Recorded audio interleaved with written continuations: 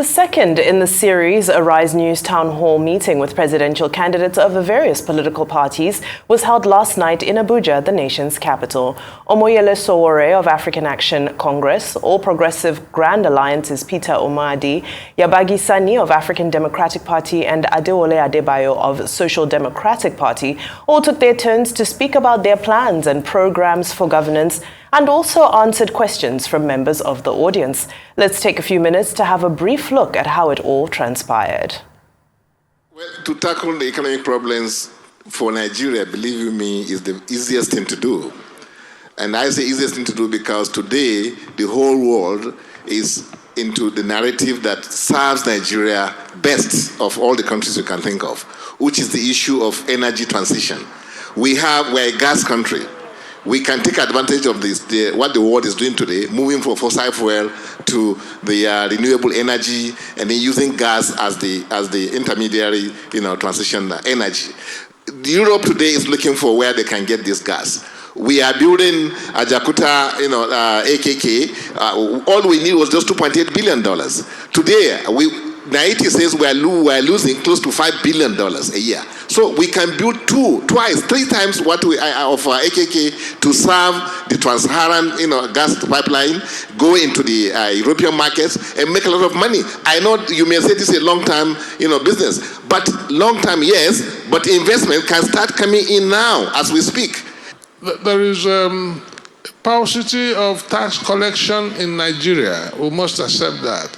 So for we to get more money from tax, we'll have to be up and doing. Invariably, the civil servants bear the brunt of direct taxation because there is pay as you earn, and that is gotten. But I think beyond that, we're not doing enough in harvesting tax from countrymen who are getting profit from the businesses they do. Many of them are underdeclared, unlike places where people sit in the comfort of their homes and assess themselves and pay their tax. But they do all that because there are sanctions and because there are people who can find out if you don't tell the truth about your situation. And these are the things we'll have to learn. So if we want to bring about a new country, we'll have to focus on the little things. We'll have to forget the grandiose things we'll talk about. And then those things that will make people know this is your level and this is what you will pay. And then the tax authorities will have to fashion out ways to go and collect those taxes because we need them. If you borrow $10 million to set up a factory that earns you $2 million a year. I'm not as frightened as somebody who borrows $10,000 to drink tea, because that person who borrowed $10,000 to drink tea is going to be in trouble because the tree he has taken is not going to bring money back. So what is happening? What I'm going to deal with is as follows. One, I will capture every revenue that is not being captured now. In the Agora report, they didn't tell you how the Accountant General of the Federation, who's supposed to give us the figure, managed to steal 109 billion on his own without being in that report. So what I will do is to keep accurate records to ensure that record is there. Secondly, to do amortization of our debt to see that the debt structure is okay. Thirdly, to ensure that the gaps, there is a 16 trillion gap, which is not talked about, that about 12 men who are friends of people in government have taken.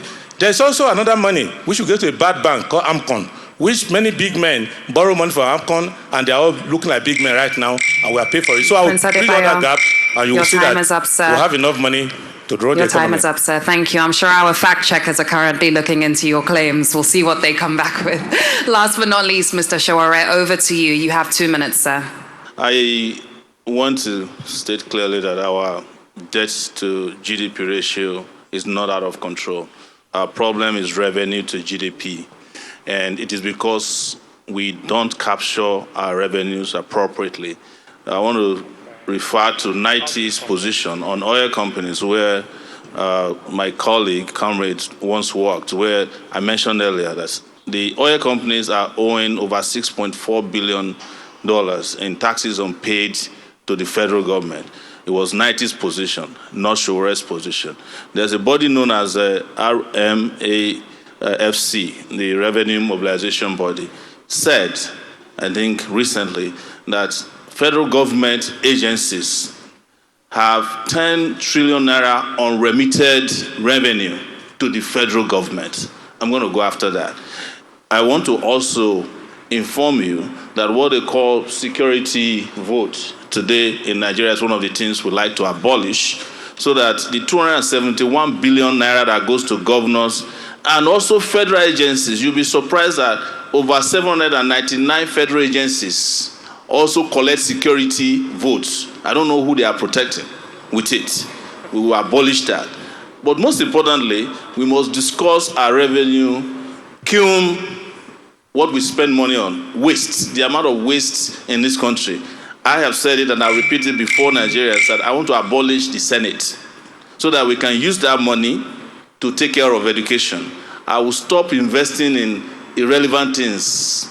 And with due respect, don't come after me for saying it. I don't want to spend a dime on pilgrimage. I'll use that money to, train our kids who are in school. And then ensure that we plug all the areas where corruption is happening now.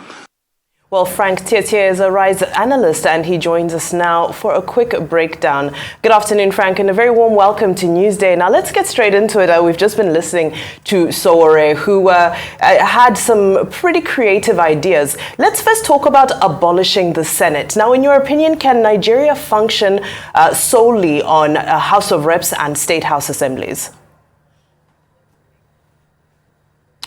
Oh yes, it's a possibility, but very far-fetched. Sowore has very grand plans, and he talks in the first person, forgetting that we live in a very complex country with a lot of different aspirations and counter-aspirations. Yes, in the First Republic, Nigeria did well as a parliamentary, operating a parliamentary system of government. So nothing can stop us from operating a unicameral legislature as a country. But we deliberately in 1979 adopted the presidential federalist constitution, and even in 1999 we couldn't shake it off. So these are some of these foundations that are here to stay and will be very difficult to remove. Sowore may have these good plans, but on his own may not be able to do such things. Well, Frank, I want to broaden the scope now. Earlier on, we had one of our analysts, that was Mr. Kayode Otitoju, who predicted that there might in fact be a shift based on what played out last night, when we heard all the ideas in the room and the aspirations. And his shift from what he explained is that the electorate might actually go for these candidates as opposed to those who aren't necessarily engaging with them. Do you foresee that happening? No, not quite. There are not a large number of Nigerians who follow these brilliant and exciting debates like we had yesterday. To those, the keen watchers of politics in Nigeria, yes, will have a different thought about these personalities. In the long run, the conclusion will be these are the kind of presidents that we never had as a country, because the reality speaks to a politics that is still driven by ethno-religious considerations, largely in our country. So that's why we can talk about frontline parties to the extent that we also saw Sowore protesting at the opening of that debate yesterday, that he ought to be on that first line of parties that came on Series 1. So, yes, indeed, that was a very brilliant outing by the four presidential aspirants. They were quite eloquent. They fielded a number of innovative ideas, but it may not necessarily cause that shift that will affect the much predicted outcome of the 2023 elections. Yep, that's right. Unfortunate to say, but as you follow the trends, there seem to be similar thinking, similar outlooks amongst especially what we call the frontline contenders. However, yesterday we got to see some refreshing ideas. Now, one of those ideas was from Yabagi Sani, and he's one of the few who is speaking out against regional security outfits. A lot of hot debate around security in the nation at the moment. But in your opinion, do you think that a departure from regional security outfits is an idea that will get left on the cutting room floor, if I may call it that? Or do you think that this is something that some of the frontliners can possibly adopt in their policies moving forward? Well, I think Engineer Yabagi had expressed himself in such a brilliant manner yesterday, except for that particular point where he seemed to be staying with the old regime. Even the current All Progressive Congress administration had in its campaign, earlier campaign in 2015 and to some extent in 2019, had touted the idea of state policing. The idea of decentralizing the security architecture in terms of policing, it's something that is necessary. It's not supposed to be a thing that should be debated. The necessity is so glaring.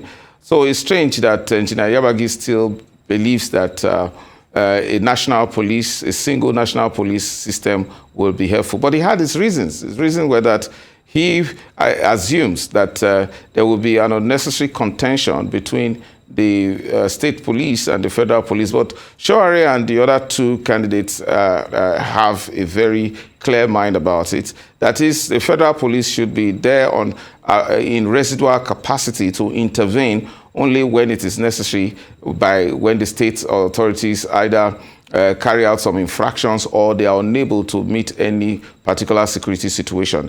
Yabagi needs to update that aspect of his campaign, aspiration, because it is actually not in sync with the modern Nigeria that is facing a very critical security situation at the moment.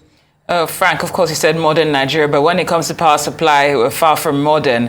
How do you rate the response when it came to addressing the issue of power supply? I think there was nothing different. They didn't quite address the real issues. Many of them talked about corruption. They all talked about corruption as being the bane of the problems we have in Nigeria, whether it's security or power. But we had other candidates who were more graphic in the way they would deal with the insufficient power situation that we have in our country. Building more dams and building more power stations and the rest of them are things that would take time. But in the long run, it comes to the sincerity that is exuded by these personalities. Promises can always be made, but it depends on who can actually be trusted. And one or two of those candidates exhibited more of that trust in ability to actually keep to any promises made in that regard. Now, although the theme for last night was, of course, security and economy, we can argue that Constitution stole the show eventually. With varying inputs, varying ideas, it seems, however, that there's a mutual agreement that our current Constitution as it stands is not serving the nation justly. Now, what do you perceive being the next things happening? You look at somebody like Sowore, who is, of course, an activist, and we certainly haven't heard the last from him, even after the election. I'm sure it's something he will continue to push. But realistically, where's Nigeria going with regards to amending the Constitution? We put in a lot of efforts from 1999 to date, even immediately after the promulgation of that Constitution by the military, to ensure that it is amended to fit the realities of this country. Unfortunately, much resources have been put into it, yet we haven't gotten anything to show for it. Obasanjo's third term was a disastrous outing, even though there were a lot of laudable ideas that were impute into that constitution. I mean, the supposed amended constitution, it never saw the light of day. And currently, we are going another round. We've had this constitution amended 4 times, but only in favor of the political class to ensure that new courts are created. The National Industrial Court was created, and then the number of times required for election cases managed in such a manner that political transitions will be smoother. But when it comes to fundamental issues like state police and issues like power sharing and resource sharing, it looks as if it's impossible to achieve, because those issues, as they are, the present status quo serves a number of persons, a number of regions that want it to remain. Unfortunately, politics in Nigeria especially is a game of numbers more than a game of ideas. So, yes, indeed, we need to tinker with that constitution on a fundamental note to make progress. The constitution actually has stultified Nigeria's economic and social growth, and especially in security terms. Now, when it came to this, the semi-topic Nigeria beyond oil, whose responses seemed most realistic and whose did not resonate so much with you? Engineer Sani Yabagi appears to be more in touch with the realities of the energy transitions that he spoke about. We can't continue in the old ways. And again, I receive a lot of education from Showore, who believes that investing in tech above things like oil and gas, it's the more important and the more innovative approach. After talking down on how much we get from oil compared to what the James Bezos and the rest of them get from investing in tech. So 2 of them are quite in touch with the reality. I don't think that the most learned prof appears to be in touch in that regard.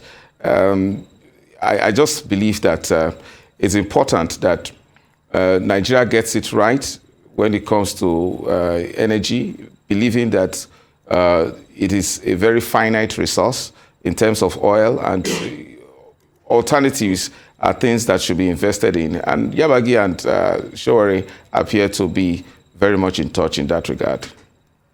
Now, earlier on, Frank, we touched on the fact that there are front-runners in this race, well-known front-runners. However, this forum yesterday, the town hall yesterday, opened our world up to schools of thought, refreshing schools of thought that we may have not expected, and we look forward to continuing to see those, as of course there are 18 political parties contesting. Now, my question is, strategically, if you are not amongst those front-runners, how do you use this strategically to position yourself, and what is the best way forward from here after having shared these robust ideas? What does one do to ensure that you might not get the presidency, but how can you get some sort of stake in the game from exposing and sharing all of these ideas? One of the most important functions of political parties is to give political education to the electorate. Yesterday was so valuable to the Nigerian electorate in the sense that they now see governance to be a more technical thing rather than just being paternalistic like it has been so far.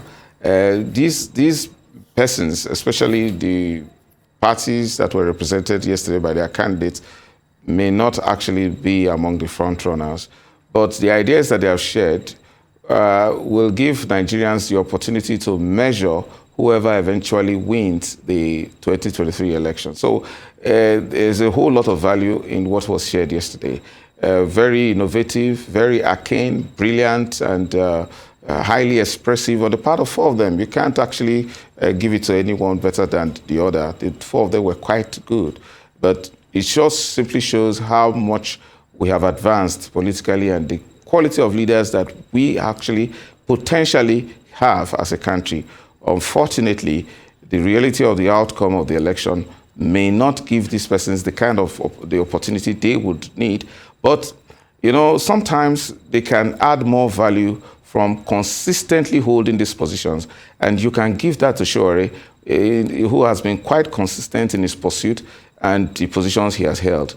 Yabagi, Adebayo, and Professor Mehdi may just be newcomers, but Sowore hasn't said anything different from the positions he had held before now, having contested for president before.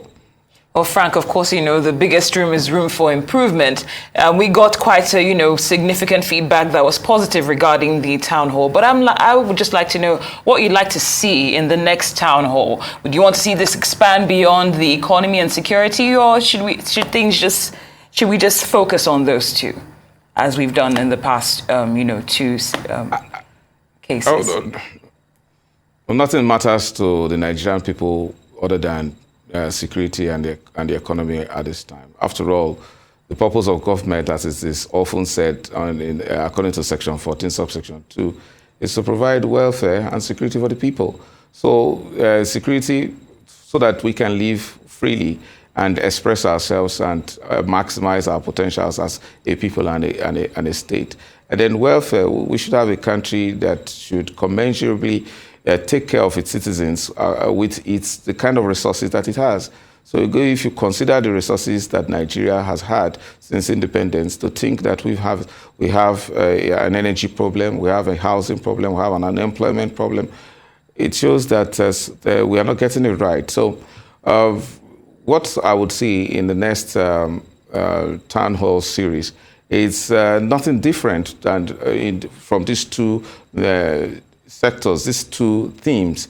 Again, we should just see a situation where more ordinary persons will be allowed to ask questions the way they did. We saw those simple persons who asked those simple questions, but were quite germane, speaking to the majority of Nigerians who are actually faced with those problems. So rather than making it too technical or allowing only the think tanks to dominate it, let more ordinary persons be given opportunity to ask these persons, because they are the ones who ultimately will bear the effect of governance, whether it is good or bad at the end of the day. Frank Tietie, very beautifully said, Arise News analyst. Thank you so much for your time and for that great insight into last night's town hall meeting.